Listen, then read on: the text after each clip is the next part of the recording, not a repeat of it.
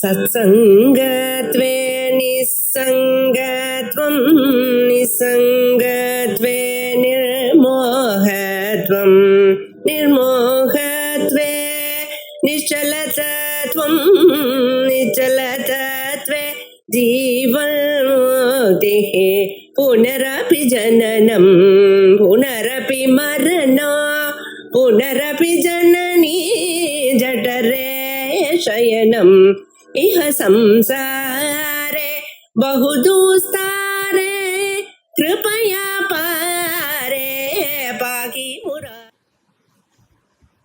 उपदेष्टु नमस्कारानंतरम अधुना, कल हमने देखा अधुना उपदेष्टा जो है, उपदेष्टा को नमस्कार करके अब हम आदर्शन योग जो है, अद्वैत दर्शन जो योग है, अद्वैत दर्शन योग है, उनकी स्तुति के लिए नमस्कार करते हैं। तो अद्वैत दर्शन है क्या? स्पर्श योग है। स्पर्शनम स्पर्शः संबंधः न विद्यते यस्य योगस्य। ये योग इस प्रकार का है जिसमें कोई संबंध है ही नहीं, कोई स्पर्श है ही नहीं। केनचित, किसी के भी द्वारा, कदाचित अपि, कभी भी नहीं। देखो इसीलिए मैं कहती हूं, अभी आपका जन्म हुआ है, ज्ञान के बाद आपका जन्म नहीं हुआ, नहीं होगा, ऐसा नहीं है। न जायते म्रियते वा कदाचित। आप समझो, आपके पूर्व जन्म भी नहीं है, आपके उत्तर जन्म भी नहीं है, वर्तमान जन्म भी नहीं है। आप समझो, वही बात शंकराचार्य जी यहां कह रहे हैं, केनचित कदाचिदपि। अब देखो, किसी के भी साथ किसी भी प्रकार से, केनचित के दो अर्थ होते, तृतीय है ना, किसी भी प्रकार से, किसी भी द्वारा, किसी के भी द्वारा। अब देखो, किसी के भी द्वारा, किसी भी प्रकार से, कदाचित, कभी भी, कोई स्पर्श संबंध नहीं। अब संबंध ही नहीं है तो जन्म कहां से आएगा? अब समझो, सह स्पर्श योग है, और वो क्या है? ब्रह्म स्वभाव एव, वो ब्रह्म का स्वभाव है। आप समझो, ब्रह्म स्वरूप है ये, स्वभाव माने स्वरूप। तो ये ब्रह्म का जो स्वरूप है, कहीं कोई स्पर्श नहीं है, कहीं कोई संबंध नहीं है। अब नाम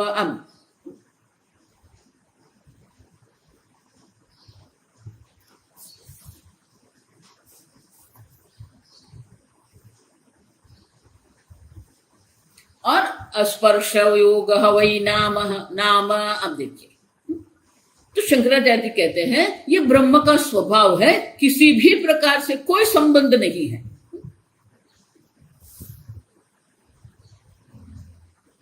तो वही नाम, शंकराचार्य जी कहते हैं वही नाम इति।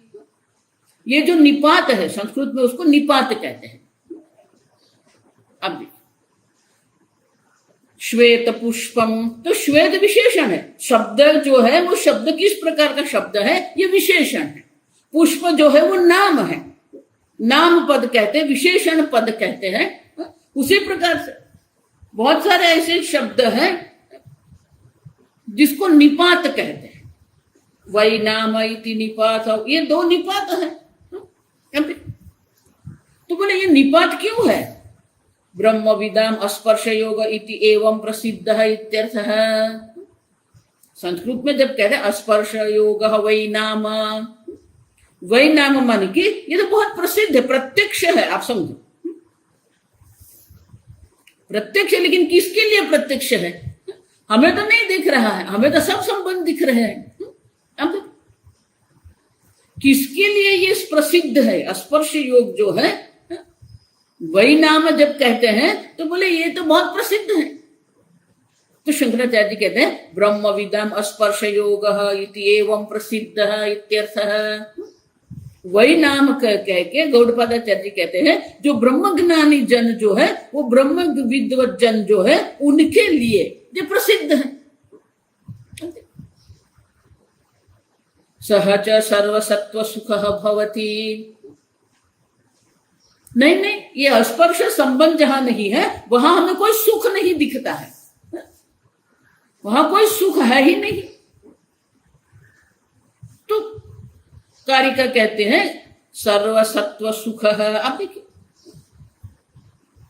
हमने एक विचार बना के रखा है कि संबंध है तो सुख है।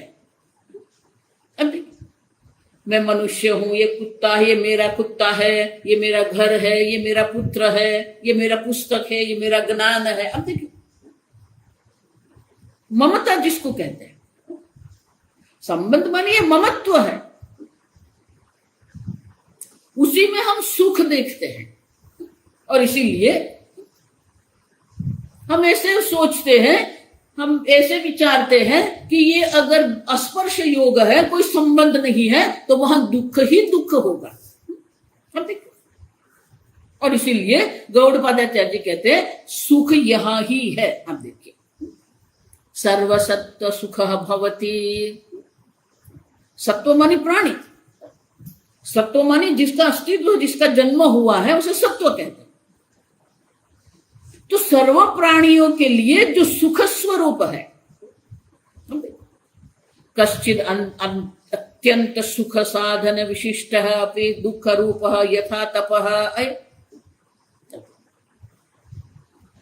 लोग अनेक प्रकार की तपस्या करते हैं, अनेक प्रकार के व्रत करते हैं। अभी चैत्र नवरात्रि है, अनेक प्रकार के व्रत लोग करते हैं, तपस्या करते हैं, माता जी की विशेष प्रकार से पूजा भी करते हैं। ये सब तपस्या किसके लिए है? आप देखिए, सुख साधनानि। आप देखिए, सर्व प्रकार की तपस्या जो है वो सुख का साधन है। तपस्या के द्वारा ही हमें विशेष प्रकार के पुण्य की प्राप्ति होती है, जो पुण्य हमारे लिए अनुकूल परिस्थिति उत्पन्न करता है। तो तपस्या के द्वारा हम ऐसा पुण्य प्राप्त करते हैं जिससे हमें सुख मिल सकता है। लेकिन उनकी विशेषता क्या है? सुख साधन विशिष्ट अपि दुख रूप यथा तपः। अब पहले तो दुख रूप तपस्या करनी पड़ेगी, बाद में सुख मिलेगा। पहले यहां त्याग करना पड़ेगा, फिर वो स्वर्ग का सुख हमें मिलेगा। यज्ञ कर्म माने क्या है? अब देखिए, स्वामी जी बहुत सुंदर कहते हैं, आप कायिक पूजा कर रहे हैं, आप यज्ञ कर रहे हैं, तो वहां तो कष्ट ही है, त्याग ही है। अनेक प्रकार से हमें धन का व्यय करना पड़ेगा, समय का व्यय करना पड़ेगा, शक्ति का व्यय करना पड़ेगा, तो भी ये यज्ञ होगा। तो यहां तो त्याग ही है, तपस्या करते तो यहां तो त्याग ही है, बाद में पुण्य के रूप में हमें सुख मिलेगा। तो सामान्यतः हम जिसको सुख कहते हैं, सामान्यतः जिस सुख की हम इच्छा कर रहे हैं, वो सुख तो कैसा है? पहले यहां वर्तमान काल में हमें उस दुख का अनुभव करना पड़ेगा। अब देखो, बाद में हमें सुख मिलेगा। शंकराचार्य जी कहते हैं तथा तप यथा तप, जिस प्रकार से तपस्या है, अयंतु न तथा। अब देखिए, ये ब्रह्म ज्ञान जो है, ये ब्रह्म स्वरूप जो है, वो ऐसा नहीं है कि पहले आप त्याग करो फिर आपको ब्रह्म सुख मिलेगा। नहीं, अब देखिए, अयम न तु तथा, वो इस प्रकार से है ही नहीं। जितने भी ये कर्म जो है, सत्कर्म जिसको कहते हैं, पुण्य कर्म जिसको कहते हैं, पहले वहां दुख है, त्याग है। आप देखिए, अब यहां ऐसा नहीं है। क्यों? किंतर ही, किस तो क्या है? सर्वसत्वानाम सुख है, सर्व प्राणियों के लिए वो सुख स्वरूप है। सर्व प्राणी जो है, सर्व प्राणियों के लिए वो सुख ही है। देखो इसलिए कहते हैं वेदांत जो है वर्तमान काल है, भूतकाल में क्या हुआ भविष्य काल में क्या होगा उससे हमारा कोई संबंध नहीं है, क्योंकि काल स्वयं नहीं है। ब्रह्म स्वरूप की दृष्टि से काल भी कल्पित है, ब्रह्म स्वरूप की दृष्टि से देश भी कल्पित है। तो ब्रह्मादि ऊर्ध्व लोक की अगर हम बात करते हैं या भूतकाल की या उत्तर जन्म की हम बात करते हैं, वो काल देश काल है ही नहीं। अब देखिए, और इसीलिए ये जो सुख है जो हम ये विषय भोग की बात करते हैं वो सुख नहीं है। सर्व प्राणियों के लिए वो सुख स्वरूप है, वही तो आपके लिए इच्छनीय है। वही तो भगवान गीता में कहते हैं कि ये जो स्पर्श योग जो है, ये जो योग है, भगवान भी वहां योग की व्याख्या बहुत बढ़िया करते हैं।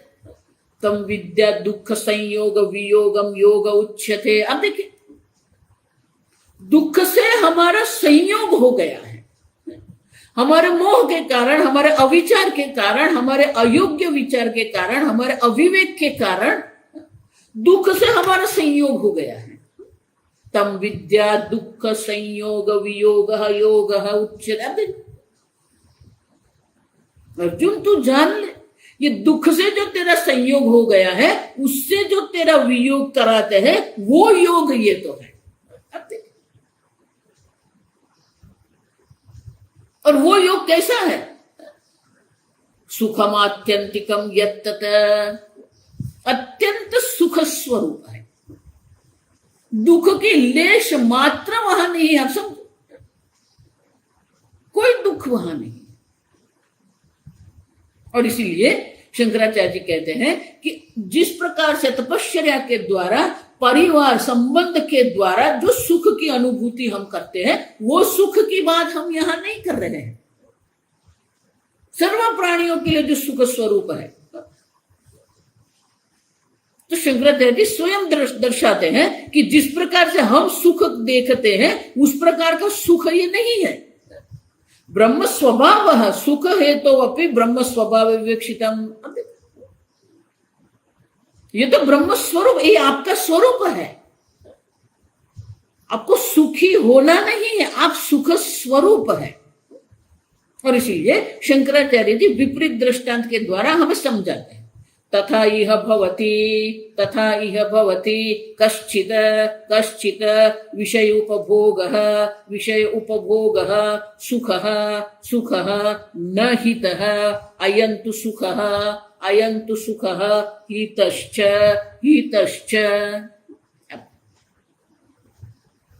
सर्व प्राणियों के सुख है उतना ही नहीं। शंकराचार्य जी कहते हैं कश्चिद विषय उपभोग सुखः, विशेष प्रकार के संबंध से, विशेष प्रकार के विषय के उपभोग से हमारे मन में सुख वृत्ति उत्पन्न होती है। प्रिय मोद प्रमोद। अब देखिए, तैत्तिरीय उपनिषद में जो कहते हैं आनंदमय कोश में क्या है? प्रिय मोद प्रमोद। तो ये सुख वृत्ति है। अब देखिए, हमें आम पसंद है। कोई अगर हमें समाचार देता है बाजार में आम आ गए, तो मन में एक प्रिय जो सुख की वृत्ति होती है, आनंद की जो वृत्ति होती है, उसे प्रिय कहते हैं। अब वो आम जो है बाजार में जाके आप ले आते हैं, उसे मोद कहते हैं। आज तो मैं आम ले आया, आनंद होता है। फिर वो आम को आप खाते हो, प्रमोद है। सीधी भाषा में कहें, प्रिय मोद प्रमोद क्या है? इदम मम अहम। अब देखिए, विषय उपभोग क्या है? इदम, ये आम बाजार में है, इदम। अब मैंने खरीद लिया, ममा, ये मेरी आम है। अब आम का उपभोग मैंने किया और जो आनंद प्राप्त होता है, आम से मैं एक हो गया, अहम हो गया। अब प्रिय मोद प्रमुख। शंकराचार्य जी कहते हैं विषय उपभोग सुख। विषय के उपभोग से ही हमें सुख की प्राप्ति होती है, लेकिन वो जो सुख है वो क्या है? न हित है, वो हितकारी नहीं है। अब देख, क्योंकि जो भोग कर रहे हैं वो भोग क्या है? भगवान वही गीता में कहते हैं, ये ही संस्पर्शजा भोगा दुःखयो नयः एवते। अब एक क्षण के लिए आप वो सुख देता है आपको लगता है कि आम के कारण मुझे सुख की प्राप्ति हुई। अब देखिए, तो क्या आम से आपको सुख की प्राप्ति हुई क्या? जो सुख वृत्ति आपके मन में उत्पन्न होती है वो सुख वृत्ति किसके कारण है? हमने आम का उपभोग जब आप करते हैं और आम के उपभोग से आपको जो सुख की अनुभूति होती है, तो अगर आप विश्लेषण करेंगे, आपके मन का विश्लेषण करेंगे, तो आपको समझ में आएगा कि जो सुख प्राप्त हुआ है वो आम से नहीं हुआ है। क्यों? क्योंकि मन में इच्छा थी, आम का उपभोग करने की इच्छा थी, और ये इच्छा क्या करती है? ज्ञानमावृत्य तिष्ठति। अब देखो तीसरे अध्याय में भगवान कहते ये जो काम जो है वो ज्ञान को आवृत्त करके बैठी है। ये इच्छा देवी है, आवृत्त शक्ति है उनमें। तो जब तक ये आम की इच्छा रहेगी, आपका जो सुख स्वरूप जो है वो आवृत्त होकर रहता है। अब सुनो, जब आम का उपभोग आप करते हैं तो आम की इच्छा की निवृत्ति होती है। अब देखिए, तो एक क्षण के लिए जो इच्छा की निवृत्ति हो जाती है तो जो आवरण है वो हट जाता है, इच्छा रूपी आवरण हट जाता है और आपका जो सुख स्वरूप है वो प्रकट होता है और आपको सुख की अनुभूति होती है। तो इच्छा, आम से आपको सुख नहीं प्राप्त हुआ है, आम के उपभोग से इच्छा की निवृत्ति जो हो गई है वो आवरण की निवृत्ति होने से वो सुख की अनुभूति तो आप है, आप स्वयं सुख स्वरूप है। एक क्षण के लिए वो इच्छा की निवृत्ति हो गई, वो सुख की अनुभूति होती है, लेकिन हमारे अविवेक के कारण ऐसा देखते हैं, हम ऐसा अध्यारोप करते, शोभन अध्यास उसको कहते हैं।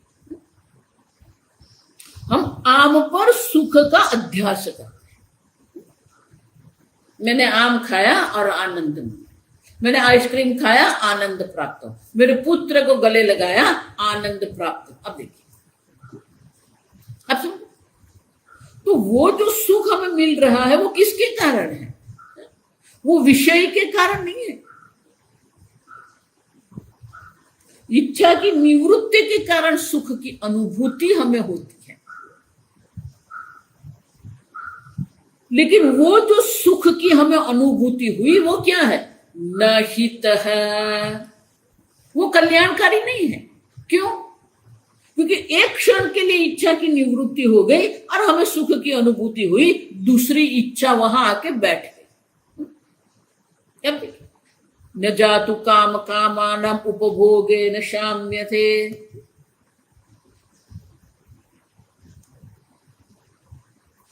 कामना की पूर्ति से कामना की शांति नहीं होती है। भूय एव वर्धते कृष्ण वर्त्म एव, भूय पुनः पुनः, उनकी वृद्धि होती है। एक इच्छा की पूर्ति से अनेक इच्छा की जागृत होती है। वर्तते, जिस प्रकार से जो अग्नि जो है, अग्नि में आप जितना ईंधन डालते रहेंगे अग्नि उतना ही अधिक प्रज्वलित होता है। उसी प्रकार से ये काम रूपी अग्नि है, जितनी इच्छा की पूर्ति करते जाएंगे वो अधिक और अधिक मांगता रहेगा। और इसलिए शंकराचार्य जी कहते हैं ये काम के द्वारा विषय के उपभोग से आपको जो सुख बुद्धि उत्पन्न होती है आपके मन में, वो आपके लिए कल्याणकारी नहीं है। भले सुख की अनुभूति आपको हुई है लेकिन वो आपके लिए कल्याणकारी नहीं है। अब समझ, क्योंकि वो आपके मन में अन्य अनेक इच्छाओं प्रकट करती। किसी भी प्रकार से आप समझो, ये किसी भी प्रकार से इच्छा की पूर्ति से आप सुखी नहीं हो सकते। और इसीलिए भगवान कहते हैं ये ही संस्पर्शजा भोग। संस्पर्श इंद्रिय और इंद्रिय के विषय के स्पर्श से जो भोग, जो सुख उत्पन्न होता है, दुःखयोनयः एव ते,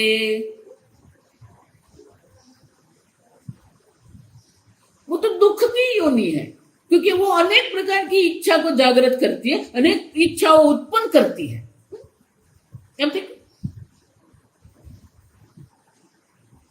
किसी भी प्रकार से वो जो मुमुक्षु है, जो जिज्ञासु है, उनके लिए तो कभी भी नहीं है। आप समझो, शंकराचार्य जी बहुत सुंदर चर्चा करते हैं कि जो संसारी है वो तो पहले यही सोचेगा कि देखो ये सब मेरे कल्याणकारी, कल्याण करने वाले हैं, मुझे सुरक्षा देने वाले हैं, मुझे सुख देने वाले हैं। संसारी है वो तो सुख देखेगा, लेकिन जो विवेकी है, जो जिज्ञासु है, जो विवेकी है, वो कभी सुख नहीं देखता है, क्योंकि वो जानता है ये मेरे लिए हित नहीं है, मेरे कल्याण करने वाला नहीं है। आप समझो, वो कभी भी आपको किसी प्रकार से भी सुख नहीं दे सकता है। और इसीलिए अयम तो सुखः हितश्च, ये सुख क्या है? सुख स्वरूप है, हितकारी है हमारा। और इसीलिए भाष्य पढ़ना, तथा इह भवति कश्चित् विषय उपभोगः, कश्चित् विषय उपभोगः सुखः, सुखः न हितः अयन्तु सुखः हितश्च, सुखः हितश्च नित्यं अप्रचलित स्वभावत्वात्। तो बोले विषय में जो सुख जो है वैसा ये सुख नहीं है, वैसे प्रकार से वो कल्याणकारी नहीं है। ब्रह्म स्वरूप जो है वो हमारे कल्याण करने वाला है। ये जो ब्रह्म स्वरूप जो सुख है वो कल्याण करने वाला है। क्यों? नित्य अप्रचलित स्वभावत्वात्, किसी भी प्रकार से कोई विचलन, कोई विक्षेप, कोई परिवर्तन, विचलन माने परिवर्तन, आप समझो, किसी प्रकार से भी कोई विचलन इसमें है ही नहीं।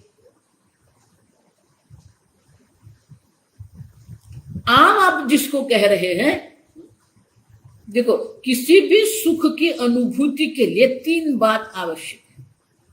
आपको जो सुख की अनुभूति होती है इनमें तीन बात होती है। पहले तो आम बाजार में है और आम आपको पसंद है, आप समझो, और वो आम खरीदने का सामर्थ्य आप में है, समझ लो, अब वो खरीद सकते हैं। अब ये जो तीन जो है ना, आम है, आपकी इच्छा है मानी राग है, और आपका सामर्थ्य है खरीदने। अब ये तीनों जो है, तीनों मिलके आपको सुख का उपभोग कराते हैं। लेकिन ये तीनों कैसे है? चलित स्वभावत्वात्। अब देखो, चलित ही नहीं, प्रचलित स्वभावत्वात्। प्रकर्षेण चलित, प्रकर्षेण परिवर्तनशील जो है।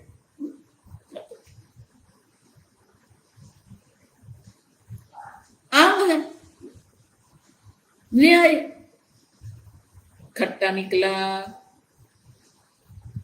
वो मीठा भी हो सकता है, खट्टा भी हो सकता है। आपको आम पसंद है, राग है,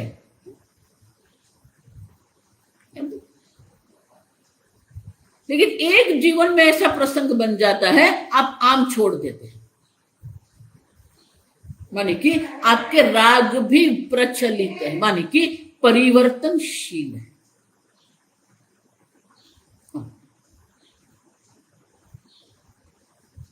और धन जो है एक परिस्थिति है, वो भी क्या है, बदल सकती है। आज आपके पास सामर्थ्य है, कल वो सामर्थ्य नहीं रहेगा। आज आपको आम पसंद है, कल वो आम आपको नहीं पसंद होगा। प्रकर्षण चलित स्वभाव, विशेष प्रकार से वो चलित है, बदलते रहते, परिवर्तनशील है। देखो, इसलिए मैं कहती हूं, कभी अपने राग द्वेष पर इतनी निष्ठा मत करो, इतना विश्वास मत करो, क्योंकि बदलते रहते। बहुत सारे लोग को मैं जानती हूं जिनके यहां में मेरे रहने की व्यवस्था होती थी, वो बोलते थे, साहब नित्य शास्त्र श्रवण करना है, नित्य भक्ति करनी है।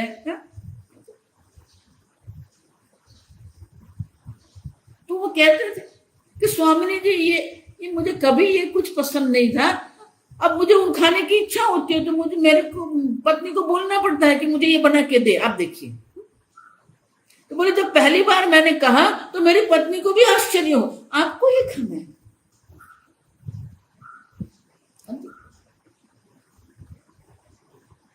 शरीर की अवस्था बदलती रहती है, हमारा बाह्य अवस्था बदलती रहती है, हमारा मन बदलता रहता है, राग द्वेष बदलते रहते हैं, आप भी बदलते रहते हैं। प्रचलित स्वभाव है। लेकिन ये जो है वो ब्रह्म स्वरूप जो सुख है, वो क्या है? अप्रचलित स्वभावत्वात्। अब देखिए, नित्य अप्रचलित। अब देखिए, कभी भी किसी भी कारण से कोई उनका परिवर्तन है ही नहीं, अब नित्य सुख स्वरूप है। सत्यम ज्ञानम अनंतम ब्रह्म। अब देखिए, शंकराचार्य जी बहुत सुंदर कहते हैं, वो सत्य भी है, वो ज्ञान भी है। उतना ही नहीं, वो सत्य भी है, वो अनंत भी है, वो आनंद भी है। हमारा तो ये अनुभव है कि सत्य में तो दुख ही होता नहीं, ये सत्य स्वरूप जो ब्रह्म है वो सुख स्वरूप। सत्यम ज्ञानम अनंतम ब्रह्म। आनंद स्वरूप, अनंत है, देश काल वस्तुतः अपरिच्छिन्न तत्व ये है, कोई परिवर्तन की संभावना नहीं। और इसीलिए शंकराचार्य जी कहते हैं कि जिसको हम ये जगत के विषय उपभोग को सुख कहते हैं, वो एक क्षण के लिए हमें सुख की अनुभूति कराता है, लेकिन वो कैसे है? न हित है, वो कभी भी हमारे लिए हितकारी नहीं है, कल्याणकारी है ही नहीं। क्यों? दुख योनय एव थे, सब दुख की योनि है। अब देखिए, जिसको आप सुख कह रहे हैं वो तो दुख है। जन्म मृत्यु जरा व्याधि दुख दोष अनुदर्शनम। अब देखिए, वो हितकारी नहीं, वो कल्याण नहीं करेगा। जितना भी विषय उपभोग करना है, जितना संबंध बनाना है, वो कभी भी आपके लिए कल्याणकारी नहीं। क्योंकि वो आपको ये दलदल में फंसाने वाला है। अब समझ रहे हो? कल्याण वो है जो देश काल से परिवर्तित नहीं होता। वो तो ब्रह्म स्वरूप है, वो सुख स्वरूप है, नित्य प्रचलित स्वरूप, किसी भी प्रकार से कोई परिवर्तन नहीं। उतना ही नहीं, इस सुख की भी मात्रा हमने देखा, प्रिय मोद प्रमोद, ये सुख की मात्रा है। प्रिय एक मात्रा है, उससे भी अधिक मात्रा जो है, उसके अधिक सुख की अनुभूति मोद में है, उससे भी अधिक अनुभूति हमें प्रमोद में है।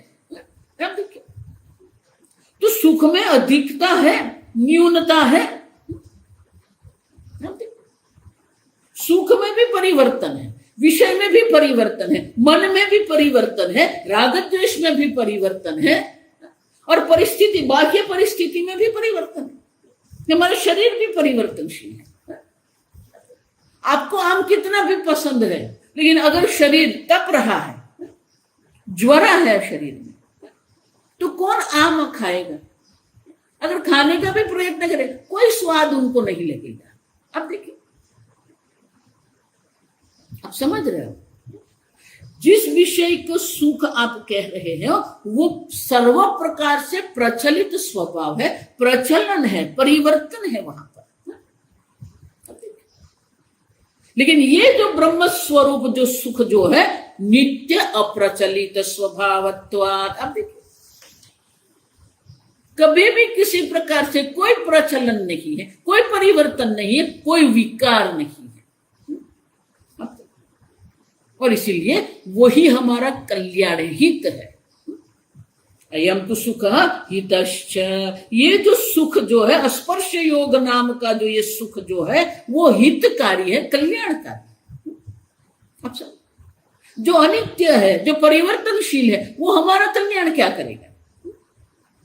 आप समझ, वो हमारी सुरक्षा क्या करेगा? जिस धन में आप सुरक्षा देख रहे हैं, वही धन की रक्षा के लिए आपको लॉकर चाहिए, आपको बैंक चाहिए। आप समझ, तो वो जिसकी सुरक्षा आपको करनी पड़ती है, वो आपको सुरक्षा कैसे देगा?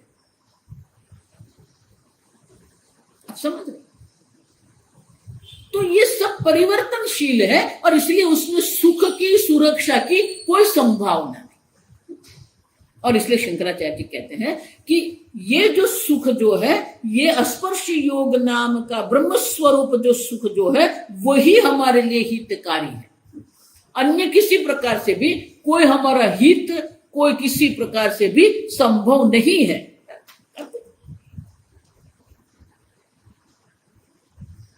उतना ही नहीं, ये हितकारी है, इतना ही नहीं है।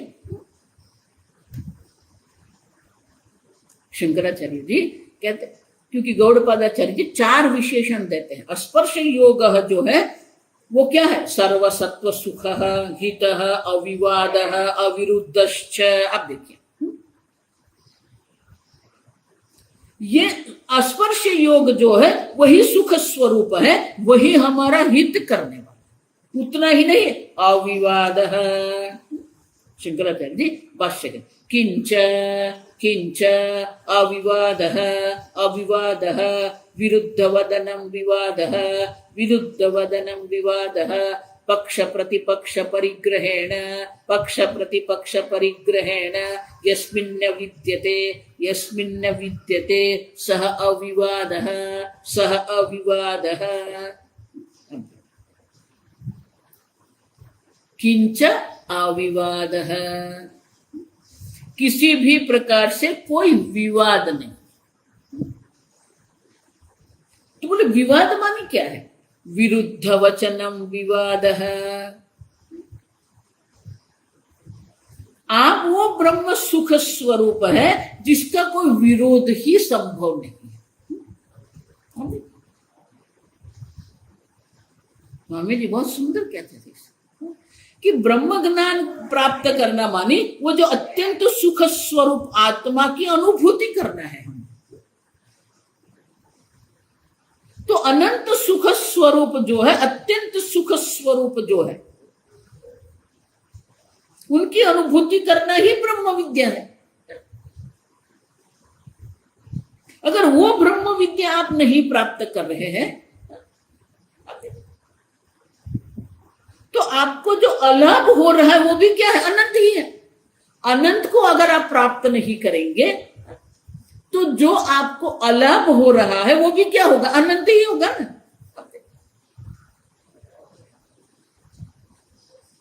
यल्लाभात् न परं लाभः विद्यते अन्य।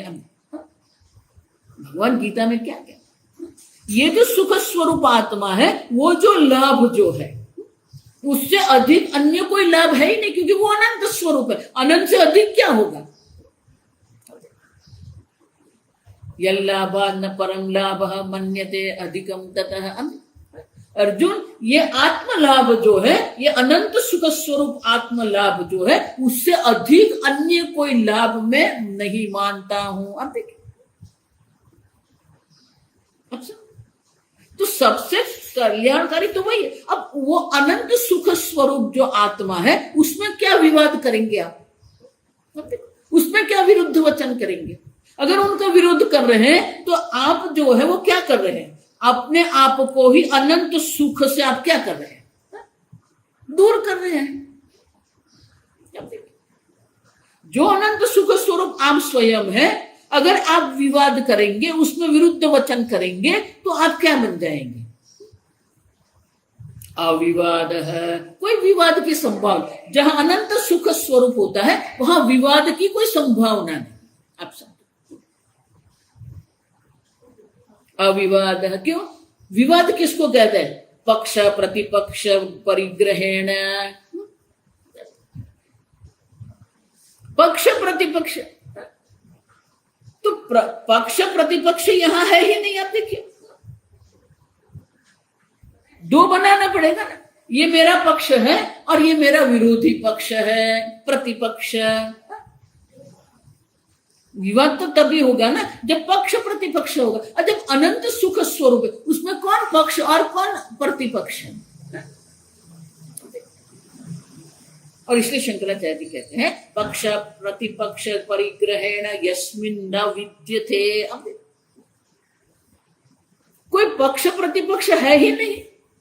अब सब, क्योंकि पक्ष प्रतिपक्ष की कोई संभावना नहीं है। भगवान तो आपको कह रहे कि आप अनंत सुख स्वरूप है, उपनिषद आपको कह रहे हैं आप अनंत सुख स्वरूप है, शांतम शिवम अद्वैतम। अब देखिए वो आपका स्वरूप है। अब उसमें क्या विवाद करना आपको, क्या आप कहेंगे नहीं नहीं मैं सुखी नहीं, अविवाद है। देखो इसलिए आगे कहेंगे तैहि अयम न विरुध्यते। आगे हम देख के देखें, हमारा किसी से भी किसी प्रकार से कोई विरोध है ही नहीं। अविरुद्धश्च, अब देखो अविवाद है, इतना ही नहीं अविरुद्धश्च, कोई विवाद नहीं। अगर कोई विवाद कर रहा है तो वो तो उनकी मूर्खता है। आप देखिए शास्त्र कह रहे कि आप अनंत सुख स्वरूप है, शास्त्र कह रहे आपको कभी आपका कभी जन्म नहीं हुआ है और आप कह रहे नहीं मैं नहीं मानता, तो क्या आप जन्म वाले बन जाने वाले। देखो इसीलिए ये कई लोगों को एक तर्क वितर्क करने की आदत बन जाए। प्रत्येक वस्तु में वो विवाद करेंगे, क्यों ऐसा है। ये केसरी रंग का वस्त्र है तो है, अब उसमें हम विवाद नहीं कर सकते ये केसरी क्यों है, जो है वो है। शास्त्र जो है उपनिषद है वो वस्तु की चर्चा कर रहे हैं, तो उसमें आप विवाद कैसे करेंगे, उसमें आपका अभिप्राय कहां से आएगा, आपका अर्थघटन कैसे आएगा। आपका मत मतांतर कैसे बनाएंगे आप समझ रहे हो। अनंत सुख स्वरूप आप है, उसमें क्या मत मतांतर करना है। अब ब्रह्म स्वरूप है, उसमें क्या मत मतांतर करना है। कौन पक्ष बनेगा कौन प्रतिपक्ष बनेगा। अब देखिए, उपनिषद पक्ष है और उसका प्रतिपक्ष है नहीं। पक्ष प्रतिपक्ष की कोई संभावना नहीं है। जहां वास्तविकता होती है ज्ञान में, आप समझो ये ठीक से, अनुभव में वाद विवाद मत मतांतर हो सकते हैं, ज्ञान में कभी भी मत मतांतर नहीं।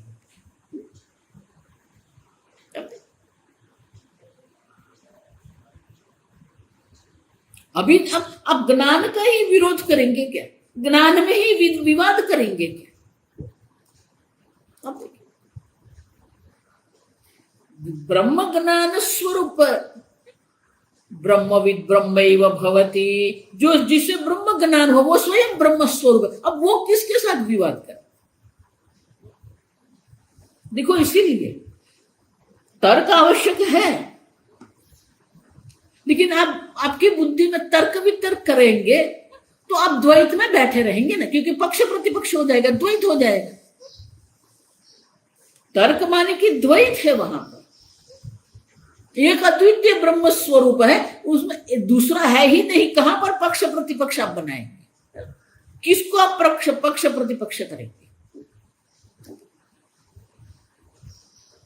ईश्वर से अन्य यहां कुछ है ही नहीं। इसलिए वेदांत में तर्क आवश्यक है, लेकिन वो तर्क किसके लिए है? श्रुति मतस्तर्को अनुसंधीयता, श्रुति अनुसार जो तर्क है उनका अनुसंधान हम करते हैं। क्यों करते हैं? हम हमारे ज्ञान की स्पष्टता के लिए हम तर्क करते हैं, विरोध करने के लिए तर्क नहीं कर रहे हैं हम। लेकिन बहुत सारे लोगों की एक आदत बन जाती है, ये जो शास्त्र अध्ययन करने वाले होते हैं उनकी एक आदत बन जाती है, और इसलिए शंकराचार्य जी कहते हैं पक्ष प्रतिपक्ष ग्रहेण। अब देखिए, यस्मिन्न विद्यते, पक्ष प्रतिपक्ष जिसमें है ही नहीं। अब देखिए, पक्ष प्रतिपक्ष ग्रहण करना जिसमें संभव है ही नहीं, क्योंकि एक अद्वितीय ब्रह्म तत्व है। कौन किसका विरोध करेगा? आप देखिए, जिसका विरोध हो रहा है वो भी ब्रह्म स्वरूप है, जो विरोध करने वाला वो भी तो ब्रह्म स्वरूप ही है ना। अब तो ब्रह्म स्वरूप में, एक अद्वितीय ब्रह्म स्वरूप में कोई विवाद की संभावना, और इसीलिए गौड़पादाचार्य जी कहते हैं अविवाद सुखम, अविवाद रूप है। ये जो सुख है उसमें कोई तर्क वितर्क की, पक्ष प्रतिपक्ष की संभावना नहीं है। उतना ही नहीं, अविरुद्धश्च, बस यतः कस्मात् कस्मात् यतः यतः अविरुद्धश्च अविरुद्धश्च यह ईदृशः योगः यह ईदृशः योगः देशितः उपदिष्टः देशितः उपदिष्टः शास्त्रेण शास्त्रेण तं नमामि अहं प्रणमामि इत्यर्थः प्रणमामि इत्यर्थः।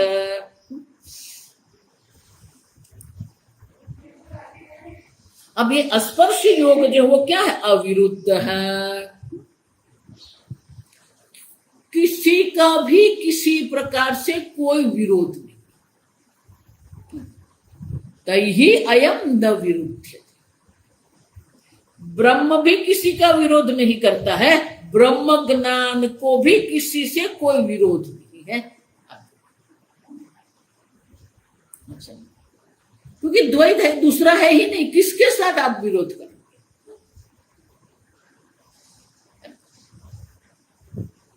जिसको आप शत्रु कह रहे हैं वो भी ब्रह्म स्वरूप है। सुहृन् मित्रारि उदासीन मध्यस्थ द्वेष्य बंधुषु साधुष्वपि च पापेषु सर्वत्र समदर्शनः। उपाधि की दृष्टि से, भावना की दृष्टि से वो विरोधी है, तत्व की दृष्टि से समदर्शनः। अब देखिए, सर्वत्र समदर्शन, एक अद्वितीय ब्रह्म मात्र है, अविरुद्ध है। यतः, क्योंकि वो अविरुद्ध है, किसी का कोई विरोध नहीं करना। आप वो चैतन्य स्वरूप है जो किसी का कभी भी विरोध, अज्ञान का भी विरोध आप नहीं कर रहे। अब देखिए, अज्ञान को भी अधिष्ठान आप प्रदान करते हैं, अज्ञान को प्रकाशित भी आप ही कर रहे हैं।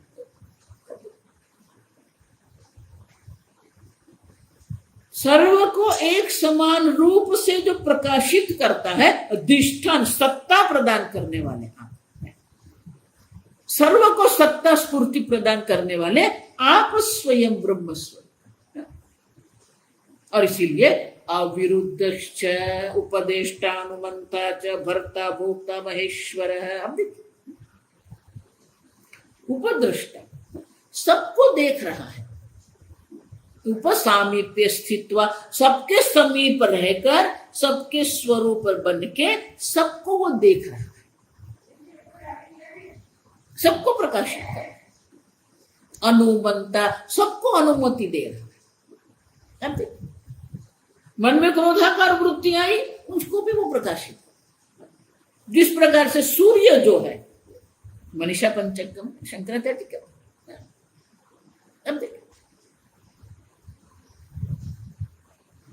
गंदी नाली का जो पानी जो है, जल जो है, वो जल को भी सूर्य प्रकाशित करता है, गंगा जल को भी सूर्य प्रकाशित करता है।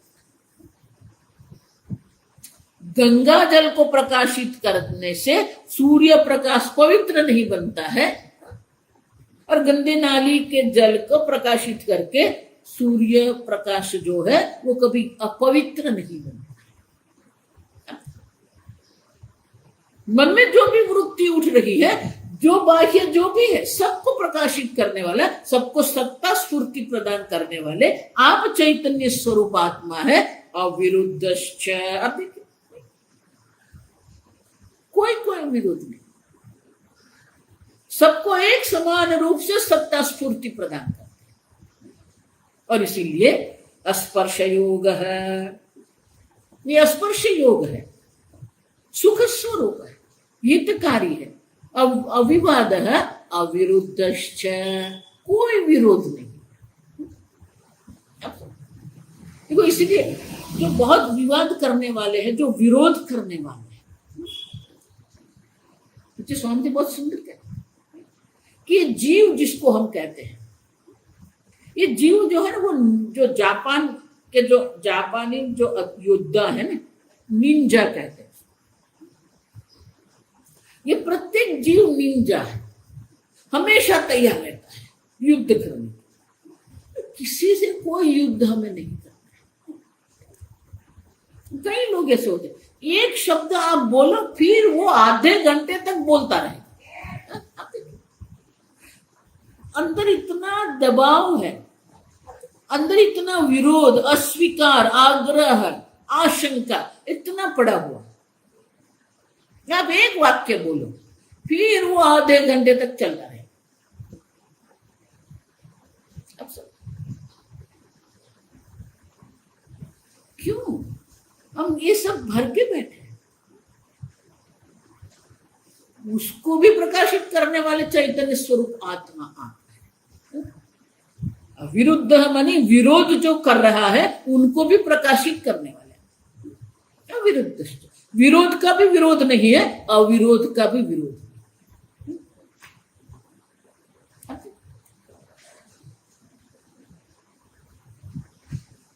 प्रकाशम च प्रवृत्तिम च मोहमेव च पांडव।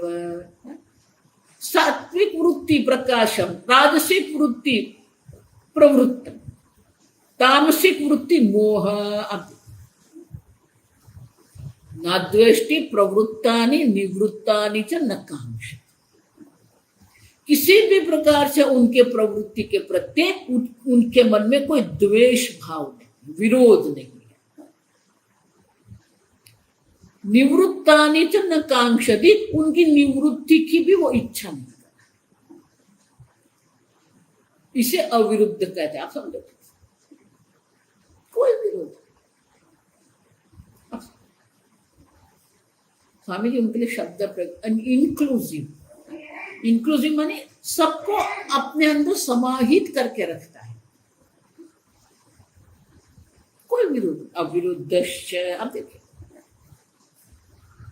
और वो योग क्या है? ईदृशः योग, इस प्रकार का जो योग है, स्पर्श योग, सर्वसत्व सुख हित अविवाद अविरुद्धश्च, इस प्रकार का जो स्पर्श योग जो है, देशितः उपदिष्टः, जिसका उपदेश किया गया है, किसके द्वारा? शास्त्रेण। उपदेश करने वाले जो प्रमाण जो है वो तो शास्त्र है, गुरु प्रमाण नहीं है, आप समझो।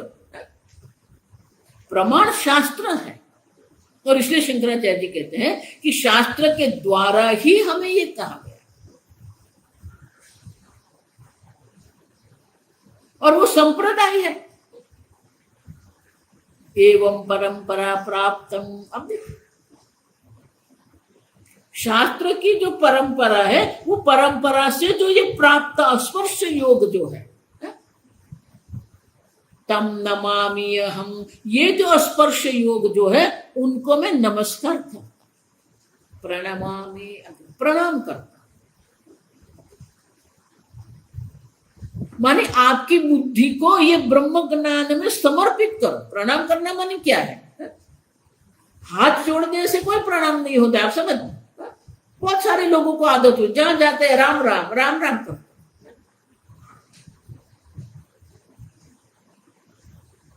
प्रणाम करना, नमामि माने कि हम हमारी बुद्धि को समर्पित करते हैं। शास्त्र की जो दृष्टि है, गुरु की जो दृष्टि है, उसी दृष्टि में हमारी बुद्धि को हम समर्पित करते हैं, उसी को प्रणाम कहते हैं। तो ये इस शास्त्र की दृष्टि क्या है? स्पर्श योग है। अब देखिए, तो बोले ये प्रणाम क्यों कर रहे हैं? क्योंकि तद नमस्कार व्याजेन तस्य स्तुति ही तद उपायेषु श्रोतृ प्रवृत्ति अर्थमत्र। अब देखिए, ये नमस्कार गौड़पादाचार्य जी कर रहे हैं। गौड़पादाचार्य जी कहते हैं मैं ये स्पर्श योग को नमस्कार करता हूं। अब देखिए, तो वो नमस्कार किसके लिए है? ये नमस्कार भी स्तुति के रूप में ही है। क्यों? क्योंकि स्तुति के द्वारा, नमस्कार के द्वारा गौड़पादाचार्य जी जो श्रोता है, जो साधक है, जो मुमुक्षु है, उनके मन में प्रवृत्ति प्रकट करते हैं। वो भी इस शास्त्र का अध्ययन करें, वो भी स्पर्श योग प्राप्त करने की इच्छा करें।